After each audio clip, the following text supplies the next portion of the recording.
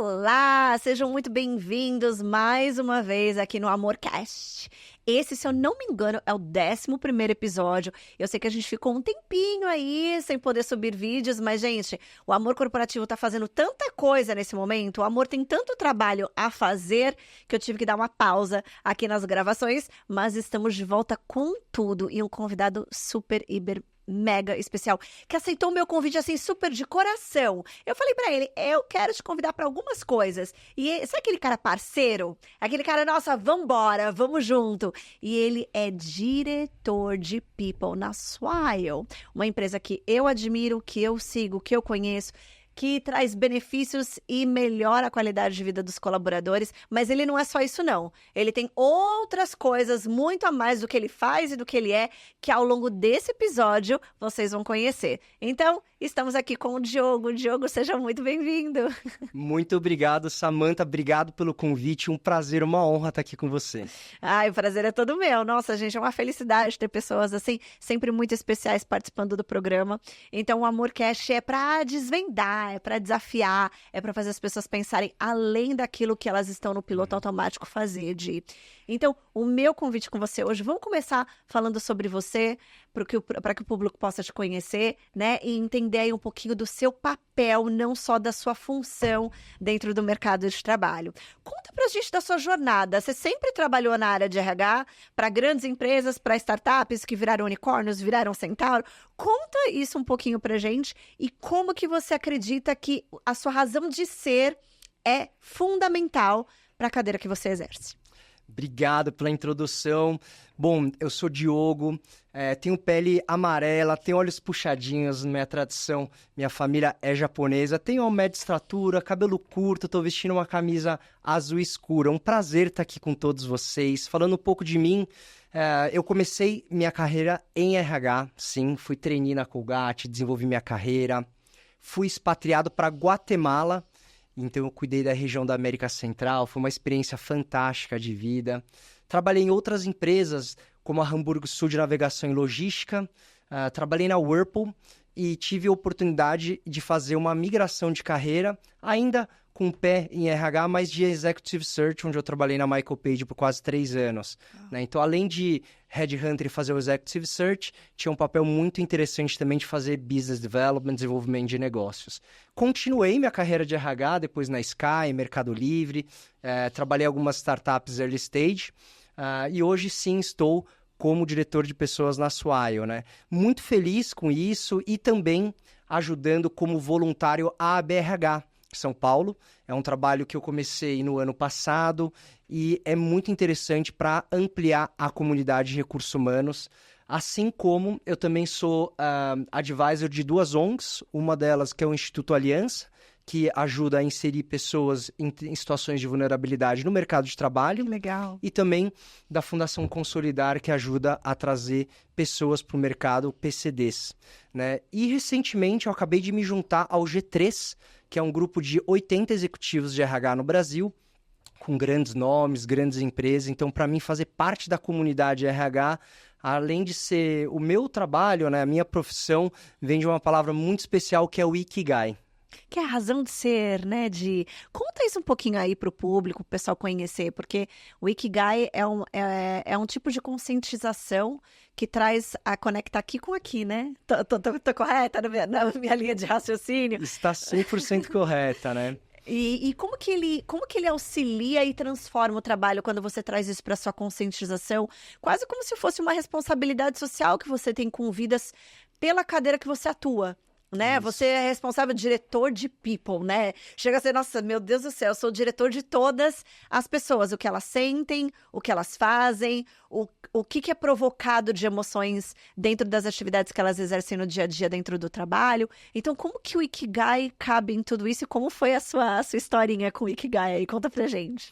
Meu Ikigai tem muito a ver por que hoje estou na Swile, né? Ikigai é uma palavra em japonês. Tá.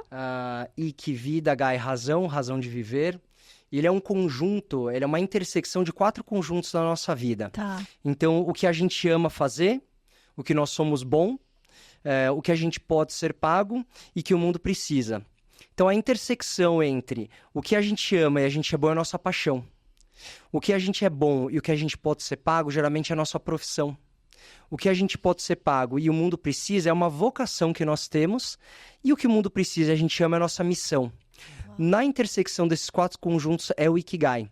E eu tive a sorte, a bênção, muito cedo na minha vida de descobrir qual que era o meu Ikigai, que é ajudar as pessoas a encontrarem o seu próprio caminho da felicidade, né? Isso linka muito com o contexto da Swile, que é uma empresa que muito mais que vender cartão de benefício flexível e dar a opção para a pessoa, colaboradora, escolher como ela gasta aquele benefício, tudo dentro dos parâmetros da lei, com certeza, mas é a capacidade de smile at work, sorrir no trabalho.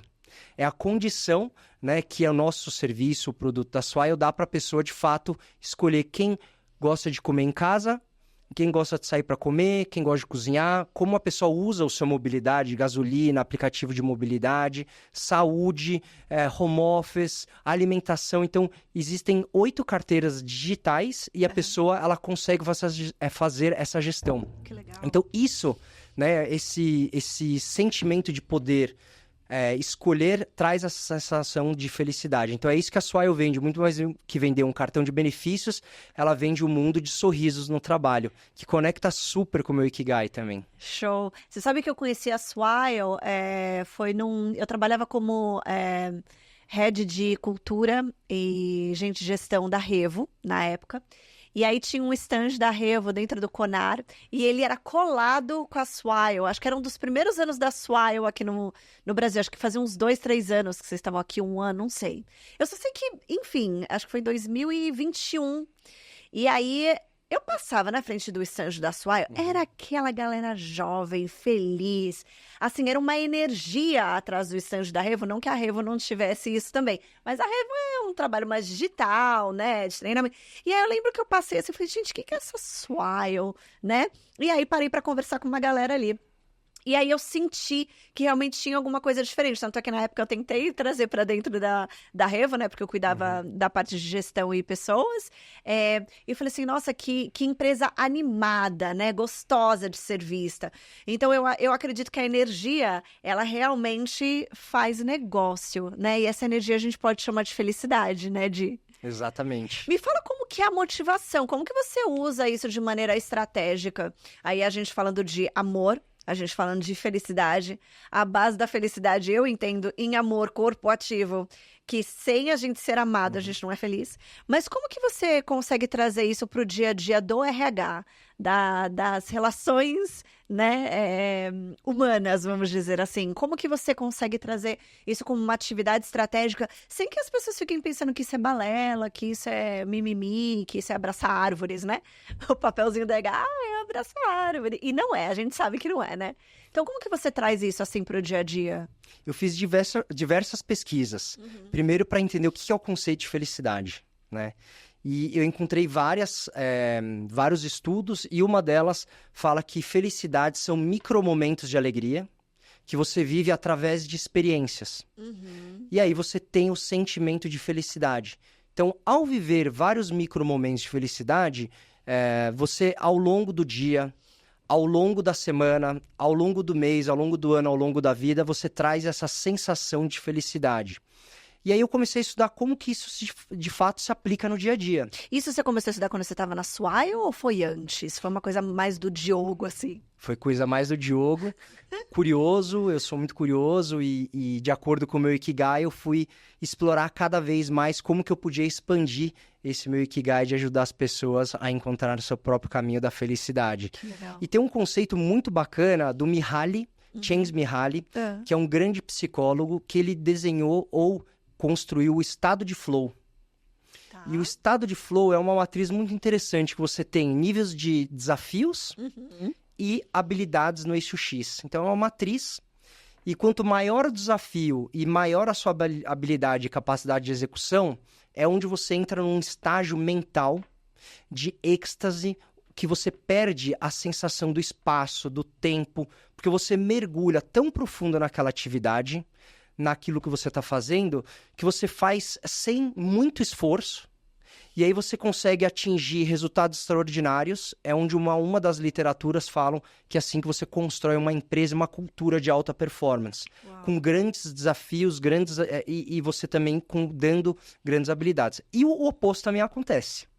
Quando você tem muitos desafios, mas você é pouco capacitado, você tem poucas habilidades, aquilo te gera estresse, te gera ansiedade, te gera agonia porque você não consegue executar. E também tem o contrário, onde você tem um nível muito alto de habilidades e baixo nível de desafio. Aquilo te traz um tédio, né? Então, estudar a felicidade no trabalho de uma forma prática também é você ter a possibilidade, num escopo, num profissional, de você dar grandes desafios e ela estar capacitada para o tamanho do desafio que você está dando, né? O nível de desafio e o volume também de trabalho. Então, essa equação, quando a gente consegue equilibrar no ambiente de trabalho, é uma forma muito prática de você ajudar a promover a felicidade no trabalho. Obviamente que isso é uma parte. Tem uma outra parte que chama cultura organizacional. E quando eu falo de cultura organizacional, não tem como não fazer o link com liderança, né? Óbvio. Quando você desenvolve o líder, né, para ser o embaixador da sua cultura, o multiplicador da sua cultura, fazer o líder entender qual que é o papel dele na organização, né? Além de fazer a gestão dos projetos, iniciativas, KPIs, também é ser o embaixador e o multiplicador da cultura. E aí, nesse pilar especificamente, o líder desempenha um papel fundamental, porque ele faz a gestão de um time, de uma pessoa. Mas pensando em propósito, né, as pessoas também têm o seu propósito, o seu Ikigai. Então, na verdade, ele está fazendo a gestão de uma vida e de um propósito de uma pessoa. Muito mais do que a tarefa e o resultado. Quando o líder percebe e conecta isso, ele vai conseguir explorar o maior performance, a maior satisfação daquela pessoa colaboradora. Né? E quando a gente fala de amor e paixão, a gente sempre faz muito melhor algo que a gente gosta de fazer e faz com paixão, versus algo que a gente não gosta muito, ou não tem tanta adesão, né? E aí você consegue cada vez mais explorar resultados extraordinários nas organizações. Nossa, que fantástico. Quanta aprendizagem com você, assim. Você vai, né, um monte de informação, você fala, uau, tá, absorvendo, 3, 2, 1, como que a gente aplica isso? É engraçado, né? Porque quando se fala de amor e felicidade no trabalho, parece que é tão subjetivo. E a gente está vivendo num mundo, né, de que as pessoas não estão felizes e as pessoas são mal amadas, eu costumo dizer, né? A gente estava conversando até um pouquinho antes aqui, pessoal, que a felicidade, eu resumo de uma maneira muito simples, né? Por que que a gente chama uma pessoa de mal amada, né? Então, normalmente é porque ela tá mal-humorada, normalmente é porque ela trata o outro mal. Normalmente ela tá com a cara emborrada, é aquela pessoa que não fala bom dia, porque pra ela nunca tá bom. Então, quando a gente chama alguém de mal amado, já reflete, bate diretamente a felicidade.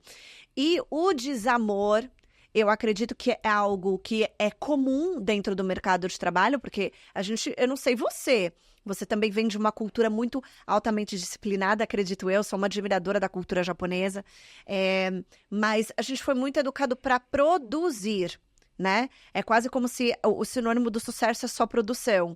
E a algum estágio da minha vida, eu entendi que a minha produção estava 100% atrelada no estado em como eu me sentia amada ou desamada no trabalho.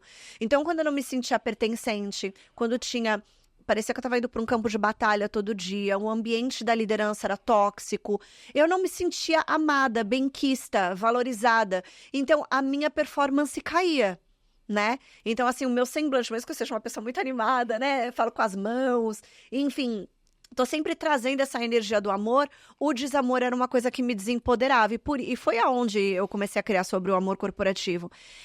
Como que você traz isso como uma consciência um pouco mais... Ainda mais falando aí para donos de empresa que são tomadores de decisão, né? Ai, Diogo, você vai falar sobre felicidade no trabalho? Você vai falar sobre amor no trabalho? A gente vira meio que motivo de chacota, né? Como se isso não tivesse muita importância ou como se isso fosse o antagônico da produtividade, né? Ah, não vamos falar de amor corporativo, a gente quer resultado, né? Como se as coisas fossem opostas, mas não são. Você, dentro dessa sua bagagem incrível aí de diretor, de grandes empresas e etc., você consegue ter algum case que você fala, Samantha, isso aqui que eu te trouxe é palpável, né? De que felicidade, de que amor, de que essas coisas subjetivas importam? Sim.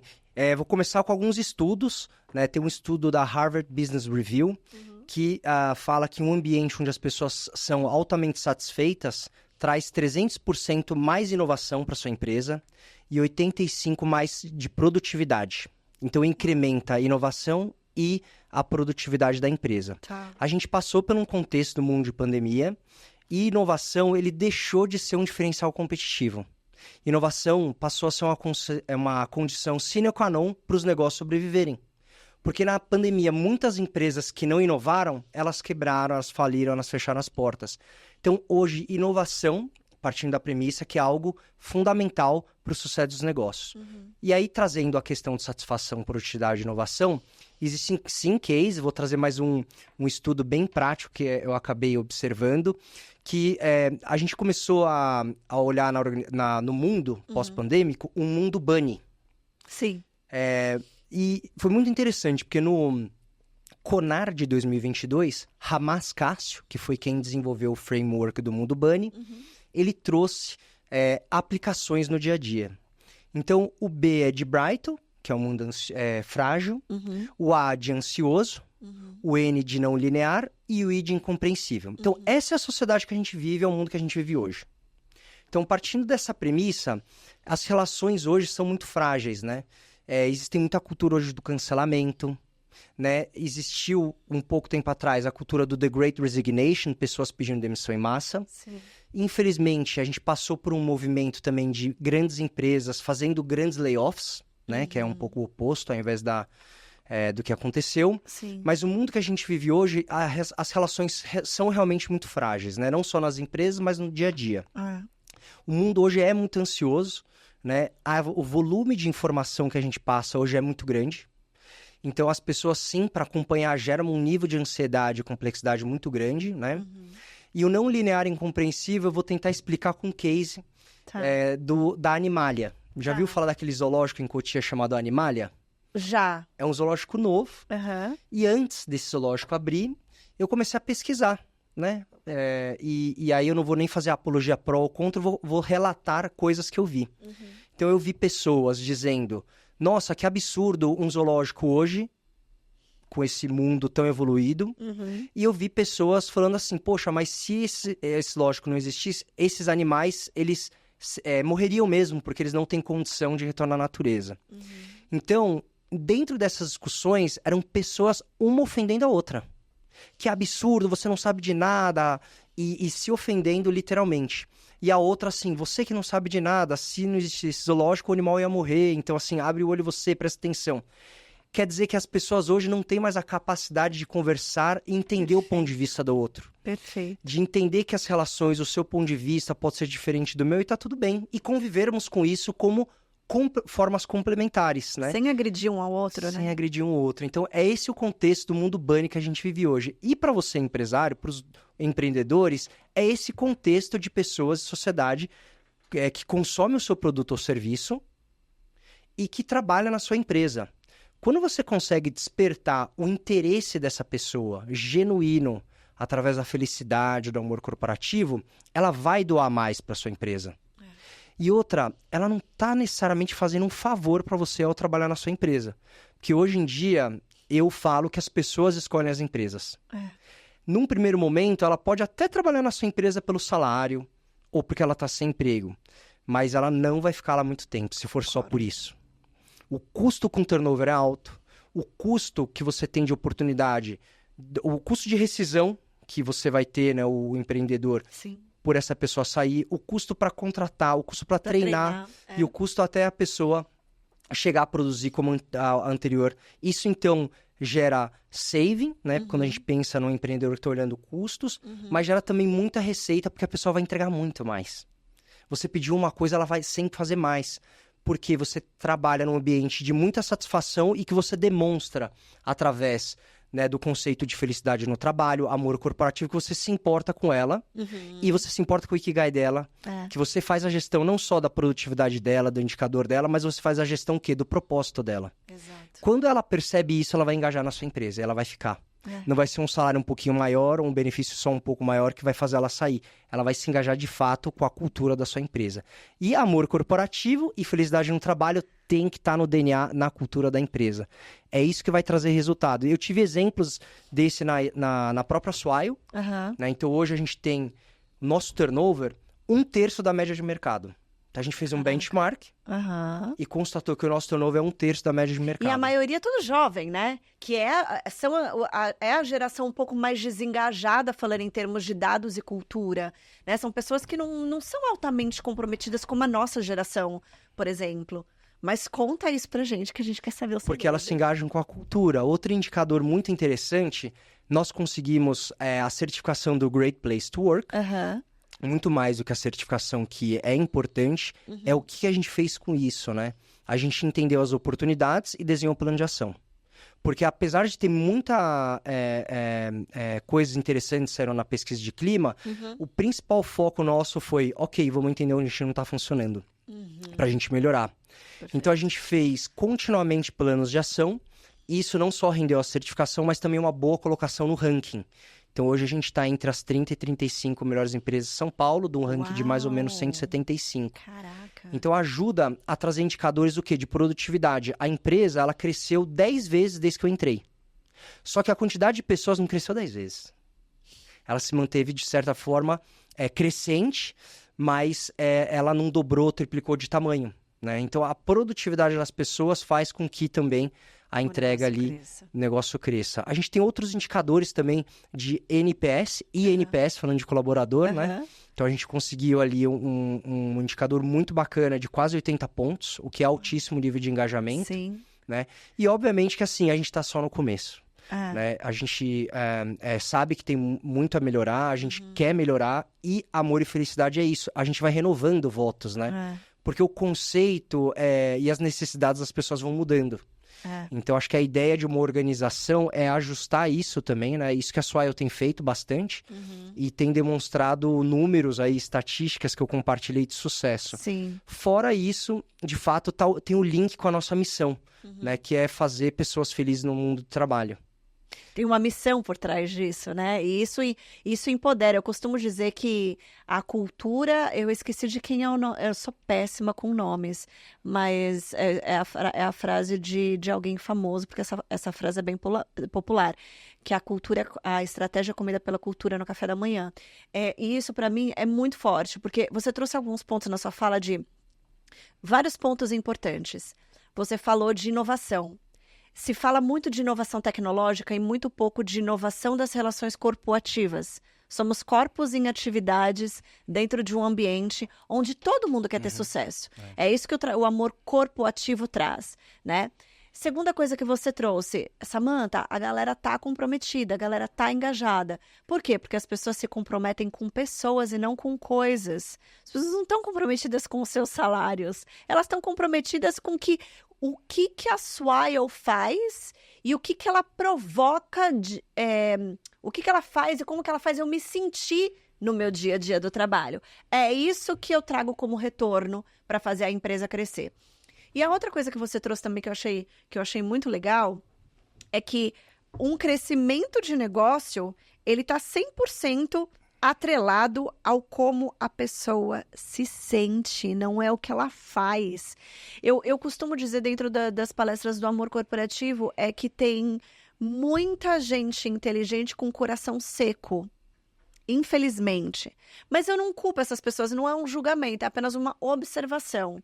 Porque os corações secos, o que eles trazem de resultado? Uma dessaúde mental. A gente está falando de um processo de saúde mental, mas a gente está vivendo um momento de uma avalanche de dessaúde mental. A dessaúde mental, para mim, é muito óbvio que falta amor e falta felicidade. Né? Então, como que eu vou dedicar se eu vou viver o maior tempo da minha vida dentro do trabalho? Como que eu vou dedicar todas essas horas da minha vida sendo vendidas, me fazendo infeliz? E chegando lá e tendo que lidar com pessoas que me distratam, ou que não me valorizam, ou que me esfolam, E quando eu falo de pessoas, não é a empresa, tá? As pessoas somos nós. As empresas somos nós, seja eu dona, seja eu funcionária, né? Então, assim, quando você traz todos esses aspectos, eu queria que você compartilhasse com o pessoal, eu acredito que você saiba, mas como que isso impacta em dinheiro, já que os gestores aí acreditam que amor e felicidade é balela? Então, fala pra gente, você que é um diretor de RH, como que isso impacta, qual que é o custo da saúde mental e como que os empresários estão sentindo isso no bolso, porque tá doendo.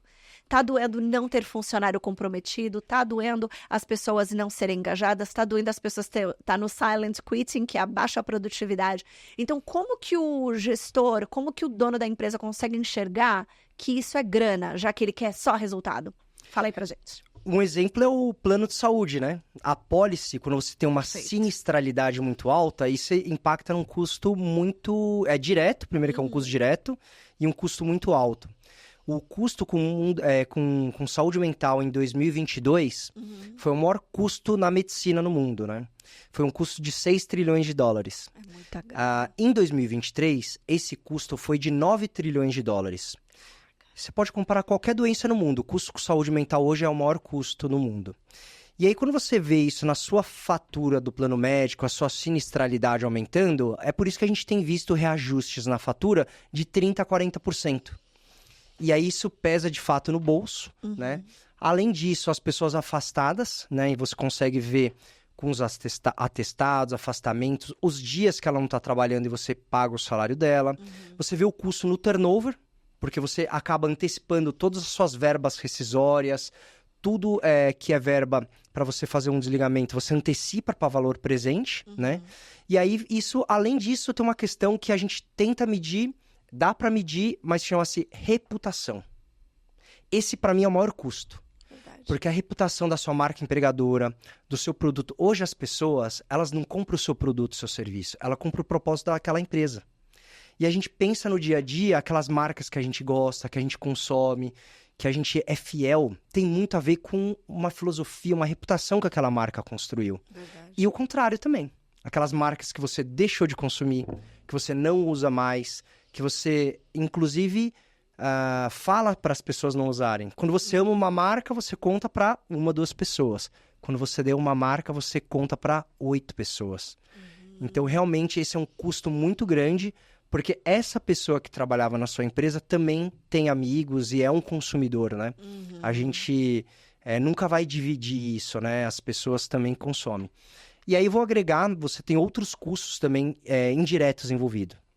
Então, você tem o custo ali de você ter que treinar uma nova pessoa, né? Fala assim, olha, eu vou contratar essa pessoa, vou ter que treinar, e esse custo, até ela voltar a produzir a performance da pessoa que já estava aqui na sua plenitude, talvez seja difícil a gente mensurar, mas você também vai ter esse custo, né?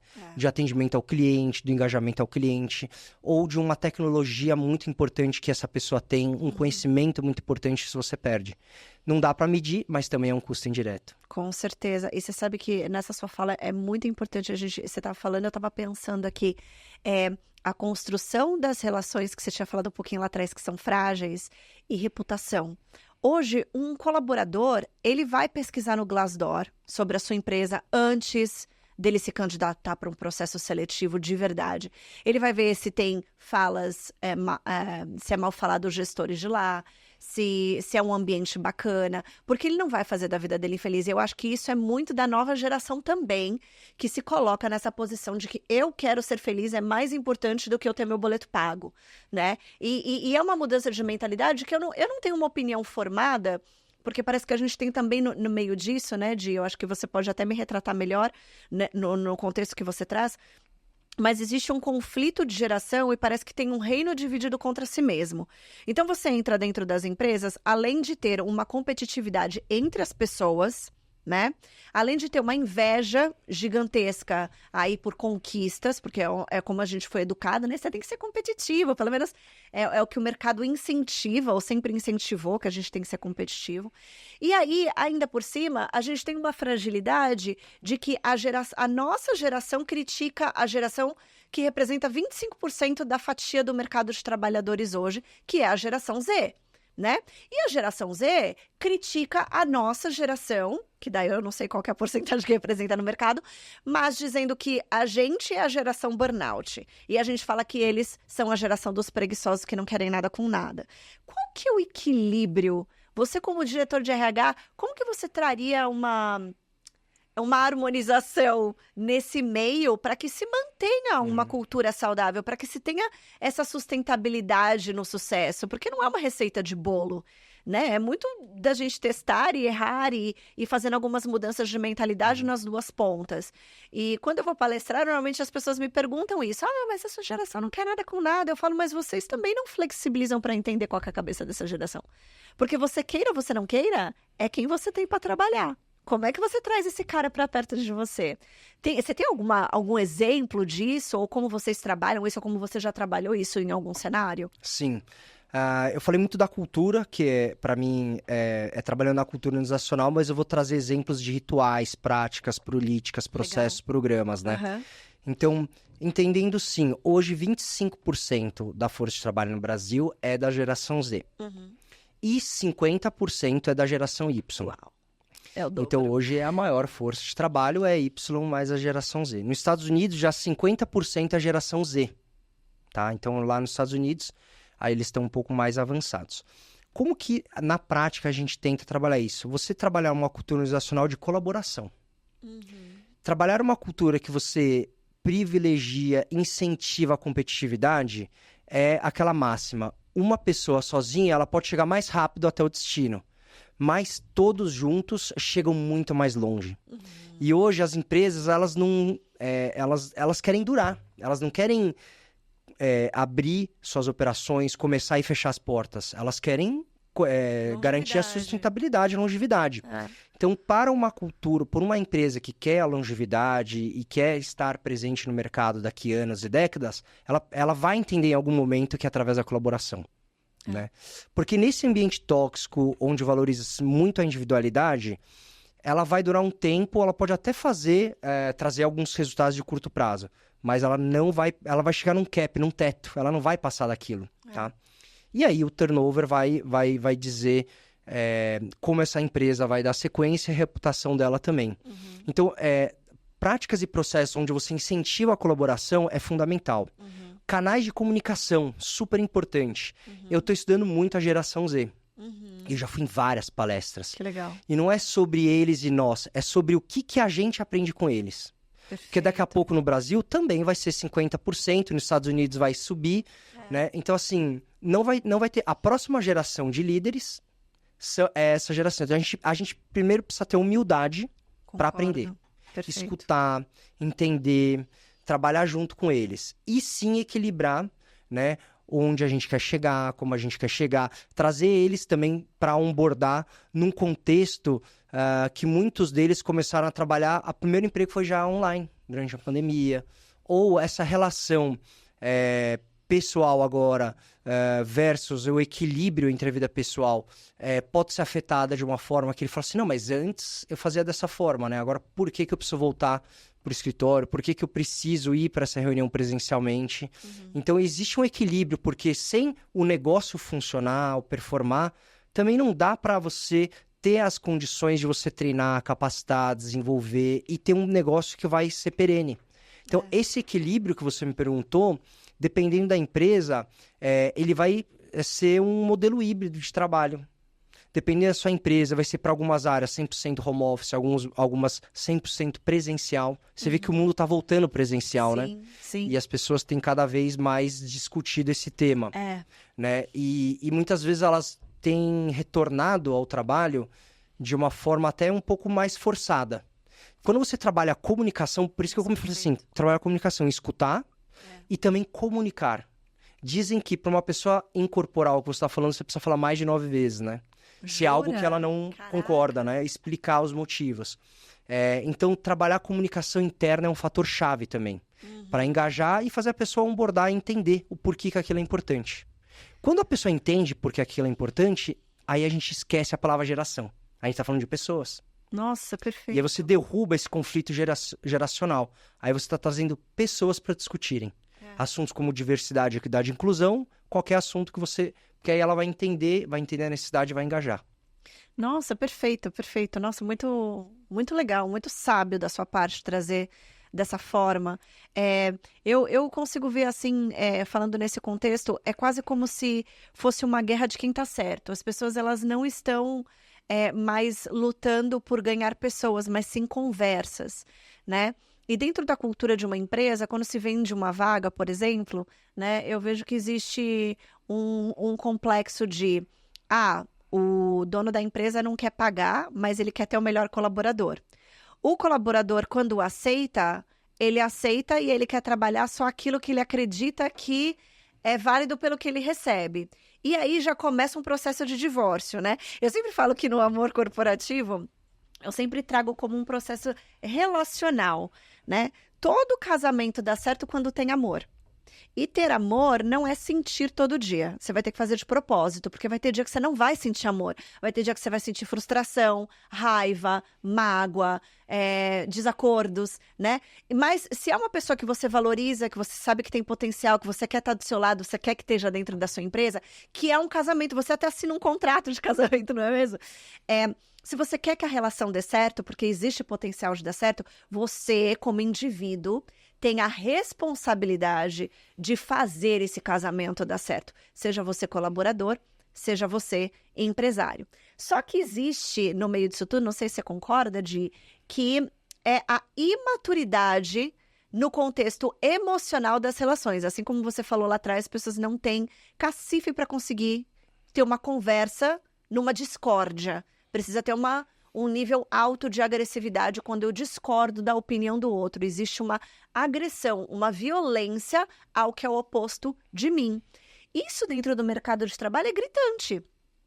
Então, dentro de processos de cultura, você como uma pessoa de people, como que você analisa e como que você, não sei se vocês fazem isso na Swile ou se você já teve uma vivência dessa, de fazer ajustes de cultura de acordo com realidades. O que é vivido ali e o que está na parede da empresa, sabe? Porque às vezes a empresa coloca lá, um dos nossos valores é flexibilidade. Mas ele não consegue flexibilizar um trabalho híbrido com o funcionário dele porque ele não acha que é certo. Né? Isso é um grande exemplo aí do que você estava falando. Então ele fala assim, não acho certo trabalhar híbrido, mas ele exige que o colaborador seja flexível a qualquer coisa que ele propor, né? A gente não vive isso na Swile.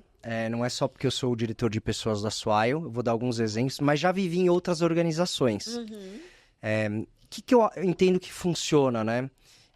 Funciona quando você cria rituais, você cria canais de comunicação, quando você traz e mostra o benefício das coisas, o porquê que você está fazendo aquilo, e isso tem que ser constante. Em público, no Swile Talks, que é um ritual que a gente tem mensal com toda a empresa, nos rituais de liderança, nos rituais que você tem com o seu time no one-on-one e no dia a dia com a pessoa, né? Então, esse é o papel do líder, né? Então, quando eu falei de cultura tem a ver com liderança, aí traduzindo na prática, a liderança, a empresa não é uma nuvem, né? A empresa, ela muitas vezes se tangibiliza pelo seu líder. Então, ter um líder bem preparado para garantir que o discurso está alinhado com a prática é fundamental. Já vivi o oposto em algumas empresas, né? De falar alguma coisa, pregar, que é o to be, onde a gente quer chegar e o as is é diferente, é onde a gente está hoje, né? E aí você cria um gap, você cria um buraco entre expectativa e realidade. E eu comecei a estudar um conceito muito interessante da Caroline Taylor, que escreveu um livro famoso chamado Walking the Talk. Muito conhecido esse livro. E ela, num dos capítulos, ela descreve o que é integridade. Integridade, na visão dela, não é sobre certo e errado, ético ou não ético, até porque cada cultura, país, pode ter um conceito diferente. Verdade.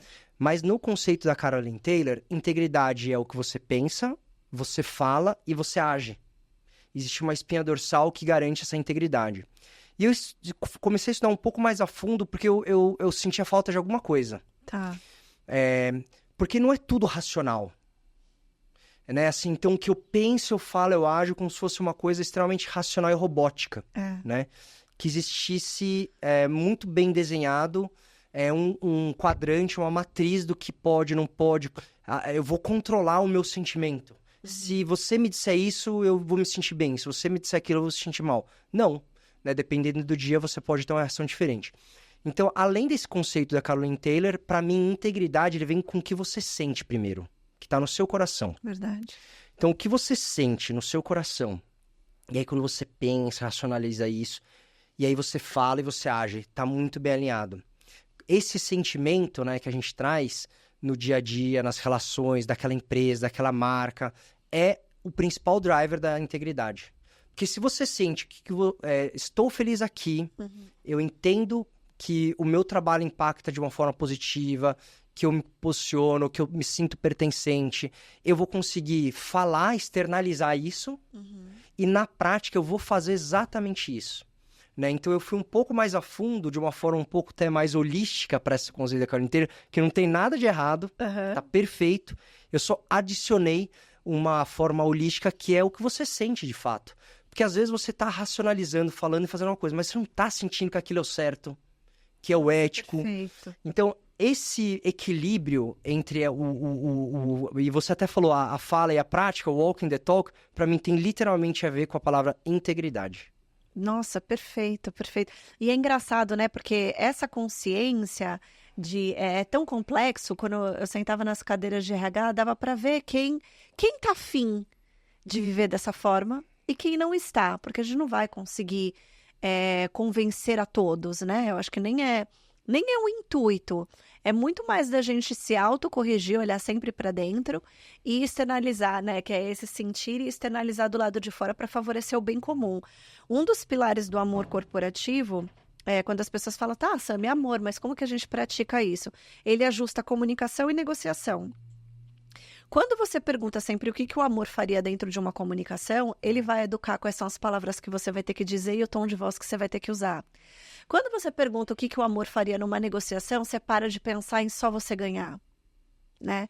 Seja na hora de contratar um funcionário, seja na hora de vender um produto, a gente precisa começar a entender um contexto de que as nossas atitudes individuais, elas impactam o coletivo, né? E quando o amor entra na comunicação, quando o amor entra na negociação, talvez o conflito de gerações diminua, porque eu vou entender que a negociação tem que estar boa para mim e para o colaborador. É uma peça encaixando na outra, né? O colaborador que trabalhar muito bem para mim, porque ele tem uma relação de confiança comigo, vai trazer mais lucratividade para minha empresa, né? Quando eu for atender um cliente, é a mesma coisa. É o sistema, né? Todos os stakeholders, é o sistema, é a comunidade, é eu, é você. Como se fosse uma alta responsabilidade social. Só que eu percebo que isso, muitas vezes, do líder, que é o que você estava falando, é terceirizado para o RH, né? Toda vez que a gente vai falar dessas coisas sobre pessoas, as demandas chegam muito na mesa do RH, né? Como se o RH fosse responsável pela gestão, pela saúde mental, pelo engajamento, pelo turnover, pela contratação bem-sucedida ou mal-sucedida. Como que você lidar com isso? Toda vez que chega na tua porta, o líder ou as pessoas não entenderem que é uma responsabilidade de todos, como um ecossistema mesmo. Essa é uma relação super complexa, né? E eu acho que tem um pouco a ver com o posicionamento do RH, da área de pessoas em cada empresa. Né? Quando o RH traz o líder como protagonista e como com papel, que faz parte do papel do líder, você fazer a gestão de pessoas, né? Não é o RH. O RH lhe dá ferramentas, ele te capacita, ele dá condições, ele é um enabler, ele te ajuda a viabilizar aquilo que o negócio quer chegar. Isso. Quando o RH tem esse posicionamento e tem essa entrada e tem essa reputação com as áreas de negócio dentro da empresa, essa credibilidade, o líder já enxerga como um parceiro. Então, e aí essa relação ela melhora, ela deixa de ser uma relação, isso é coisa de RH, e o RH deixa de falar, o líder não se sente protagonista de fazer a gestão de pessoas. E aí, essa relação de negociação que você falou, é uma relação perde-perde. O que a gente quer? Uma relação ganha-ganha. Tem que ser bom para o negócio, tem que ser bom para as pessoas. Exato. Como que a gente pode fazer ser bom para os negócios? Mostrando que o RH é um viabilizador para a estratégia da empresa, através da cultura, práticas, processos, rituais, felicidade corporativa, amor corporativo, programas saúde e bem-estar e todos os programas de capacitação, treinamento e por aí vai. E também, ao mesmo tempo, ter o líder próximo, porque o RH não vai conseguir fazer isso tudo no dia a dia. Porque é no dia a dia, é no campo, é na vida real que o líder demonstra essa cultura da empresa. Se a empresa falou que ela é flexível, mas o líder está falando, você precisa vir aqui todos os dias, para aquela pessoa, a empresa não é flexível, através daquele líder. Né? Então, essa relação tem que ser uma relação de parceria e os dois, todo mundo precisa enxergar que é uma relação ganha-ganha. Exatamente. E é engraçado, né? Porque a gente foi educado no mercado, não sei você, mas a sensação que eu tenho é que a gente sempre teria que, de alguma forma, ganhar vantagem, sabe? E tem tanta gente que está num piloto automático, infelizmente, das pessoas não entenderem que é para favorecer o todo. Seja ele como empresário, seja ele como colaborador. Porque a gente encontra nas duas pontas essa mentalidade de que eu tenho que tirar vantagem de alguma coisa, né? A gente vê em todos os campos, no campo religioso, no campo político, em todos os campos. É quase como uma vez uma pessoa falou assim para mim, ai, você é muito idealizadora, você está achando que você vai conseguir mudar o mundo com o amor corporativo? Eu falei, não, eu não acho que eu vou mudar o mundo, mas se eu conseguir mudar pelo menos alguns mundinhos de algumas pessoas, só plantar uma semente ali para que então a gente consiga entender que o trabalho é a maior plataforma de desenvolvimento humano e de relações para a gente aprender a viver em sociedade, mas a gente vai evoluir como ser humano, não só pelos livros que a gente lê, ou pelos certificados que a gente tem, porque para mim não adianta nada ser inteligente e não ter sabedoria, né? Saber resolver muitas questões de bugs dentro de uma inteligência artificial, mas não saber resolver os seus problemas que você tem de relacionamento com as pessoas, né? Então, assim, é um grande desafio estar em cadeira de RH, né? Não é fácil. Olha só que interessante, as empresas durante muitas décadas, e continuam fazendo isso, não está errado, elas investem muito em capacitar líderes para dar um bom feedback estruturado. Verdade. E elas estão certas, as empresas estão certas em fazer isso. O que eu comecei a perceber? Que a gente tem que também investir tempo em treinar e capacitar pessoas de como receber feedback. Perfeito, Di. Porque hoje em dia, receber um feedback é algo muito ruim. A pessoa encara de uma forma ruim, como um ataque, ela se coloca numa situação de vítima, ela se coloca numa situação de terceirizar o problema ou de negação. Tudo isso faz parte. Por que eu estou trazendo isso à tona? Quando você entende que o líder está fazendo ou está te dando um feedback para te desenvolver, para que você seja melhor, performe melhor, tenha melhores resultados, tenha capacidade de crescer e se desenvolver, a pessoa vai olhar o feedback como um presente. E ela vai agradecer. Obrigado por ter me dado esse feedback, porque agora você está me dando a condição, de ter a consciência do que você está me trazendo, e 2, a capacidade de eu conseguir agir e mudar. Exato. Quando você não tem essa linha, ou quando você corta essa linha, e pode até surgir o líder às vezes pode ficar com receio, e tem acontecido muito hoje isso, Samantha. Agora eu vou trazer um outro ângulo. Cada vez mais a liderança se sente insegura em poder se empoderar, de dar um feedback, de você cobrar um resultado, uma performance, já que esse mundo bane, as relações estão muito frágeis, e reputação, mídias sociais, cancelamento. Aí vai reclamar no RH que o líder acabou com a saúde mental dele, né? Não entende o senso de responsabilidade, e os líderes, realmente, eles estão inseguros em dar um feedback de maneira assertiva, né? Eles também sentem rejeição antes de ser líder, né? Ele também sente medo de não ser gostado pela equipe, mesmo que esteja no inconsciente. Ele também é uma pessoa, Ele né? também é uma pessoa antes dele ser líder, né? Então... E ele também tem os medos dele, a ansiedade dele ou dela, né? Então, esse papel de liderança hoje é um dos momentos mais difíceis hoje em dia para você ser líder. Porque você tem esse contexto que muitas vezes deixa o líder inseguro de dar esse feedback para a pessoa. E quando ele dá e tem uma reação diferente da esperada, do agradecimento, de falar, poxa, agora você está dando uma oportunidade de eu me desenvolver, a consciência, e volta de uma forma diferente, da próxima vez, será que ele vai fazer? Ou ele vai tentar 2, 3 vezes, será que ele vai continuar fazendo isso constantemente? Ele pode até falar assim, olha, eu tentei, mas a outra pessoa também não... Então, eu falo muito dos 50%. Sim. Então, o líder faz os 50% e a pessoa colaboradora também faz os 50%. Em qualquer relação. A reciprocidade, reciprocidade. Né? Acho que esse canal aberto, quando as duas pessoas estão abertas, é onde as relações elas vão se estreitar. E a confiança que você falou é o elemento chave. A partir do momento que você quebrar essa relação de confiança, aí o relacionamento ele fica diferente. Por isso que a felicidade no trabalho trabalha premissas muito fortes da confiança, né? Dessa relação aberta, é pro seu bem, deixa eu te mostrar o benefício, me fala o que você está sentindo, né? E sentimento de felicidade, de raiva, de frustração, né? Do líder poder se demonstrar também numa situação de vulnerabilidade. Sim. Porque ele também é uma pessoa. Exato. E essa relação, ao fato de você mostrar uma relação de vulnerabilidade, para a pessoa colaboradora, faz despertar um sentimento diferente também. Fala assim, poxa, agora eu sinto que eu posso me abrir com o meu líder ou com a minha líder, porque ela também se abriu comigo. Perfeito. Né? Então, acho que, por isso que eu falo dos 50-50. Tem que ser. É para um casamento dar certo? É, exatamente. É a 50-50. reciprocidade de 50% a 50% de responsabilidade de cada um, né? E é engraçado você falar isso também do feedback, porque, primeiro, que um coração tem que estar preparado. Segundo, que as pessoas, elas estão acostumadas a falar muito e perguntar pouco. Então, eu costumo dizer que a gente aprendeu todas as línguas, a gente aprendeu todas as tecnologias, a gente aprendeu todos os livros, todos os tipos de negócio, mas a gente não aprendeu a aprender gente.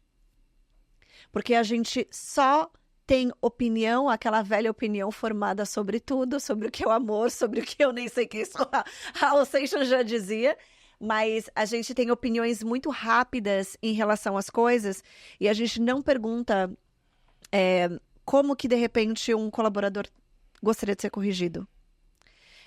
Se eu for te corrigir, né? E aí é para os líderes também. Se eu for te corrigir, eu quero saber como que está seu estado emocional hoje. Como é que você está hoje para a gente ter aquele papinho de feedback? Você acha que hoje você tá... E até você trazer para um tom de brincadeira. Você sabe que eu gosto de você, eu quero que você se desenvolva, mas eu vou ter uma conversa transparente contigo. Como que tá seu estado emocional hoje? Hoje você tá mais sensível ou você acha que a gente pode marcar depois? Porque você olhar na cara do seu colaborador e entender que se ele tiver com um problema que o gato morreu, a avó tá internada, sabe?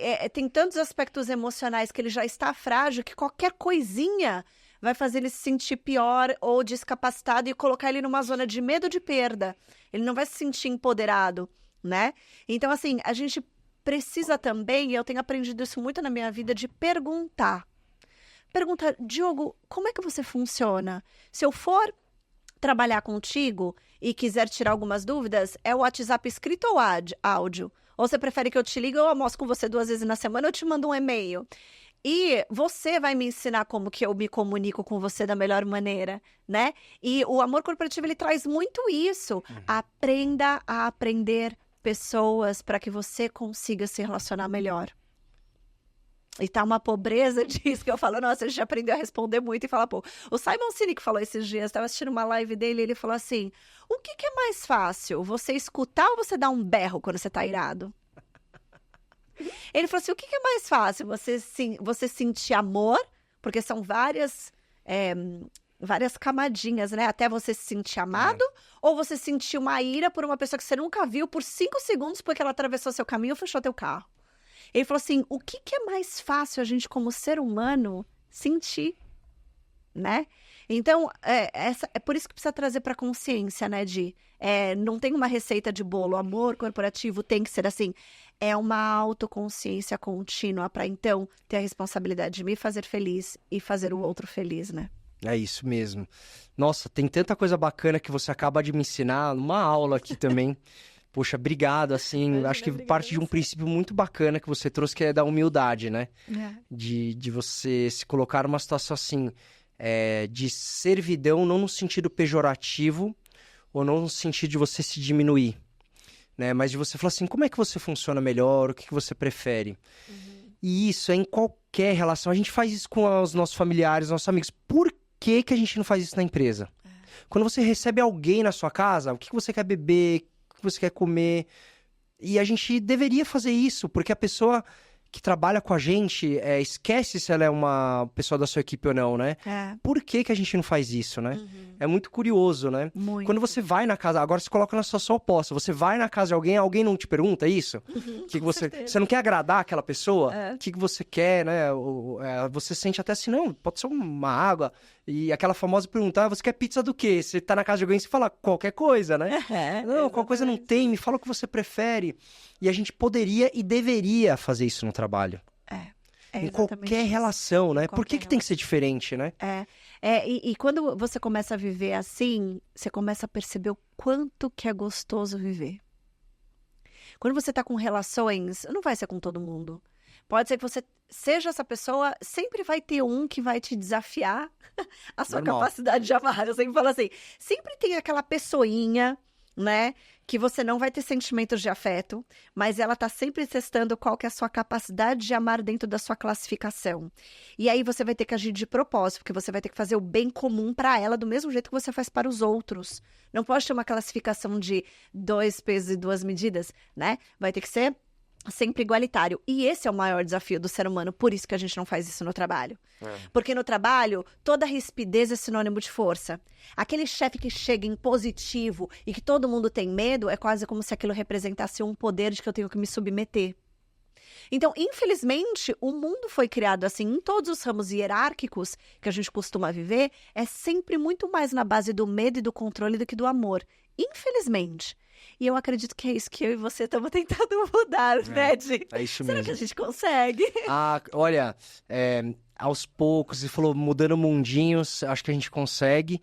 E aí eu vou te falar, quando você trabalha numa empresa, né? Eu tava pensando aqui, e você não trata todos igualmente, porque cada um é diferente, mas se você tratar todos com equidade, eu acho que vai fazer a diferença, né? Então, assim, a necessidade o jeito de um é diferente do outro. Se você tiver na cabeça que você vai tratar com essa equidade e você esperar dessa pessoa a mesma coisa, eu acho que é um bom caminho para você depois conseguir evoluir as relações. Com certeza vai ter aquela pessoa que não vai aderir. Pela cultura, ou porque ela te inveja, ou porque ela queria estar no seu lugar, ou porque pessoalmente ela não gosta de você. Mas se ela minimamente conseguir tratar com respeito, você conseguir tratar ela no ambiente de trabalho, para essas pessoas, acho que você está tratando ela de forma com equidade. Para as pessoas que já valorizam esse tipo de comportamento, atitude, elas vão conseguir desempenhar funções e crescer mais, talvez. Sim. Não é que você não deu as condições e equidade, você deu. É que você tem algumas pessoas que entenderam, não é a Samantha que é o Diogo que é.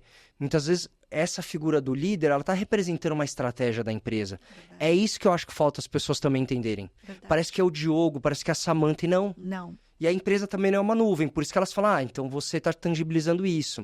Né? Essa relação realmente, ela precisa ser esclarecida e às vezes você precisa retomar isso, né? Você precisa falar isso, você precisa relembrar as pessoas disso, né? Sim.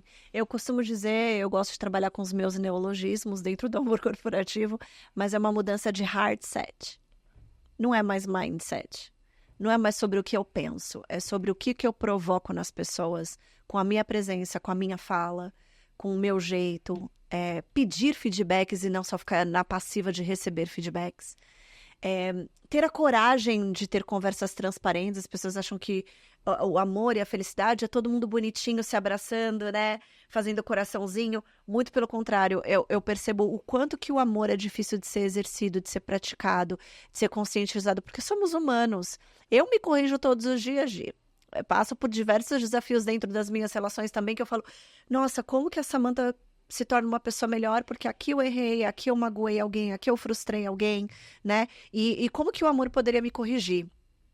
Se a gente trazer isso para a nossa consciência, é uma prática diária. Todos os dias a gente ser um pouquinho melhor para as pessoas e para nós mesmos, né? E assim a gente vai conseguir construir um ambiente de trabalho mais saudável, porque é o que vai bater no sucesso, é o que vai bater no dinheiro, é o que vai bater nos boletos pagos, é o que vai bater no crescer das empresas e sustentar a economia do país. É um efeito dominó, né? É uma responsabilidade social, é uma nova consciência social que a gente precisa implementar dentro das culturas corporativas. Exato, exatamente. Nossa, que aula com você, Di. Que delícia de bate-papo. Muito bom, muito bom. Obrigada mesmo. Muito bom. Obrigado você. Nossa, aprendi também aqui, sempre, né? Acho que a humildade é aprender. Vou até fazer referência a um grande líder, que é o Abílio Diniz, cujo propósito dele era aprender, ensinar e ser feliz, né? E eu não acho que ele chegou lá à toa, né? Então, verdade. Aprender para uma pessoa tão bem-sucedida, você fala, nossa, mas é ele que tem que, né? Não, mas ele falou lá que aprender realmente era uma das grandes, grandes virtudes. E E acho que é isso, né? A gente constantemente está vivendo, aprendendo, e a humildade, a coragem, né? O amor é educativo também, ele é corretivo, ele não é só fofura, só Não. ser bonzinho, ele tem esse caráter com filho, com marido, com mãe, com esposa, com parceiro, parceira, com a pessoa da sua equipe, o seu amigo. Eu gosto de você, por isso eu preciso te falar isso. Exato. Parece que, né, assim, a pessoa fala assim, nossa, eu preciso te falar uma coisa. Eu lembro muito do colégio. Colégio é uma época da nossa vida que a gente guarda com muito carinho, ou as pessoas guardam com muito carinho situações positivas que a gente lembra até hoje. Às vezes, por uma autodefesa, a gente apaga algumas que a gente não gosta. Mas eu lembro muito como uma pessoa do meu colégio, uma amiga, veio falar assim, eu preciso te falar uma coisa porque eu gosto muito de você. Aí eu achei estranho, eu falei assim, então fala se você gosta muito de mim, mas não é uma coisa boa. Porque tá acontecendo isso, isso e isso, as pessoas estão percebendo isso e isso de você. Né? E eu falei, nossa, obrigado por me falar, não fazia a mínima ideia, né? E hoje, né, quando a gente pensa no mundo de hoje, parece que a gente tem que pedir desculpa por estar falando alguma coisa pra alguém que a gente gosta, né? E pra pessoa entender que é pro nosso bem, né? Então acho que realmente... Mas você vê como ela foi delicada com você? Eu preciso te falar uma coisa porque eu gosto muito de você. É quase como se fosse assim, você tá sendo mal interpretado, né? E eu quero te defender. Existe uma linguagem do amor, de posicionamento, né? Que não tem a ver lá com as 5 linguagens do amor. Não é só isso, né? Serviços e presentes. Não é isso. Mas é quase como se você pedisse licença e permissão para correção. Porque a pessoa que não aceita ser corrigida, é melhor que você fique em silêncio. E aí, em algum momento, você vai ter que tomar uma decisão de encerramento daquela relação ou limitação de como você se relaciona com aquela pessoa. Já teve pessoas que eu amo muito na minha vida e que eu tive que limitar o meu estado de relação e de frequência com ela, porque ela não queria avançar, né? E aí eu estava estou numa corrida constante de long life learning, né? Mas estou numa corrida constante de querer ser melhor, de querer vencer, de querer não sei o quê. E se a pessoa vai ficar para trás, algumas pessoas a gente vai ter que abandonar ao longo da jornada. A gente não vai deixar de amá-las, mas a gente tem que continuar no nosso auto-amor e encontrando pessoas que estão na mesma sintonia de amor, tentando trazer quem quer e quem não quiser é um ato de amor também deixá-las, porque elas não suportam a maneira como você ama, a maneira como você avança em relação à sua vida. E tá tudo bem, sabe? Então, pedir essa permissão que a sua amiga fez é um ato... Foi tão gentil a maneira como ela falou com você. Olha só, posso te falar uma coisa? Você pede permissão para poder falar, né? Não é assim, ai, cara, na boa, eu tenho que te falar uma coisa. Eu posso te falar uma coisa. Você tira o eu da jogada e você pede a permissão para que a pessoa, então, te dê acesso. Sabe? Então, eu dou isso no curso de comunicação do amor corporativo, mas dando esse spoiler, é exatamente essa educação que o amor faz a todo tempo com a gente. Tem tudo a ver com liderança, tem tudo a ver com trabalho, relações corporativas, enfim. E aí, pra cima, que remete à felicidade. Tem alguma coisa que você já escreveu sobre felicidade, Di? Conta pra gente. Tem sim, eu fui coautor de um livro chamado Felicidade no Trabalho. Que legal. E foi uma oportunidade ímpar, né, de compartilhar um pouco do que eu tenho estudado e aprendido, né? De como eu percebi que existem caminhos e diferentes para cada empresa, para cada organização, para traduzir o que é felicidade no trabalho. Né? E ele tem muito a ver com essa via de mão dupla da comunicação. E canais de comunicação e metodologias são um pouco do que eu compartilhei aqui. Que legal. Aprendi muito mais depois que eu escrevi esse livro, talvez venha uma segunda versão, uma terceira versão, porque de fato é um assunto que quem está assistindo aqui, a gente que está discutindo, realmente adora e faz com paixão, e faz com Ikigai, né? E cada vez mais essa palavra Ikigai, ela tem caído em moda, não moda do modismo, de ser algo comum, mas elas têm... É uma palavra que tá ganhando força, né? Propósito, missão, Ikigai. E eu gosto disso, né? Porque, de fato, tem despertado a consciência nas pessoas e nas empresas. E isso, para mim, é um legado que eu vou continuar construindo. Continue, por favor. E da forma entusiasta e sonhador que eu vou mudar o mundo, ou que as pessoas acham que eu quero mudar o mundo, né? Mas, na verdade, eu quero mudar a vida das pessoas que eu consegui impactar. Concordo. Esse é o meu propósito também. É tão bom conversar com pessoas que estão na mesma sintonia, porque faz a gente se sentir também não tão sozinho, né? Muitas vezes eu me senti sozinha dentro do projeto do Amor Corporativo, porque ele começou lá em 2015, 2016, mais ou menos. E eu lembro de falar assim para Deus, coloque pessoas no meu caminho que pensem parecido, ou que tenham o mesmo propósito, a mesma missão, porque eu me sentia isolada falando disso, como se eu fosse uma lunática, porque o pessoal tirava sarro de mim, né, falava que eu tava viajando, mas sempre teve um senso aqui dentro de responsabilidade, falou assim, mas eu sinto que isso é o caminho certo, eu sinto, né, que você tava falando da integridade, então eu correspondo de acordo com aquilo que eu sinto, né, e ajo e falo, e hoje tem até podcast para falar, né, Fantástico, querido. Você quer deixar um recado final pro pessoal que tá assistindo? Tem alguma coisa que você queira falar? Legal, um recado de agradecimento para você. Obrigada. Pela oportunidade Obrigada a você. de aprender e compartilhar um pouco aqui. Acho que tem várias curiosidades que depois os contatos vão ficar disponíveis, né? Sim. Redes sociais e meu e-mail, para as pessoas entrarem em contato. Mas te parabenizar por esse projeto, por essa missão, por esse Ikigai. Participei do seu evento no dia 30 de janeiro. Foi um evento fantástico. Obrigada. Todo mundo ficou até o final. Verdade. É um maior indicador de que as pessoas estavam gostando do conteúdo do evento. Vi a Samantha se entregando, né? Desde a preparação, uma reunião que nós fizemos em dezembro, Sim. começo de janeiro até o evento. Agora, pós-evento, então te parabenizar. Continue firme e forte com essa energia incrível que você tem. Obrigada. Essa questão da energia, do sentimento, é algo fundamental, né? Às vezes a gente fala, eu não posso mostrar meu sentimento, minha energia. Demonstre. Eu mostro. Demonstre, sim. Faz bem. Vai atrair pessoas que querem o seu bem. Verdade. Né? Não acho que vai atrair pessoas invejosas. Vai atrair também, tá? Mas vai atrair mais pessoas boas. É verdade. Né? E acho que foi isso que aconteceu com você, não foi? Com certeza absoluta. E por isso, e você vê, quando a gente tem muito esse ímpeto mesmo, eu falo, né? Eu acredito muito em Deus, converso com ele sobre tudo, afinal de contas, ele é o dono do amor, não sou eu. Quem sou eu para ser dona do amor, né? É só uma repetição daquilo que eu acredito que ele ensinou para a humanidade. Mas aí ele vai fazendo com o Google Map dele, ele vai me conectando com pessoas que sim, estão na mesma energia, com o mesmo coração, com a mesma disposição. E sim, o sentir é o maior poder humano. Então, as pessoas não precisam se envergonhar disso ou achar que isso está numa zona de fraqueza ou fragilidade. Muito pelo contrário, é poder e força, né? Então, vamos juntos, Gi. Muito obrigada, pessoal.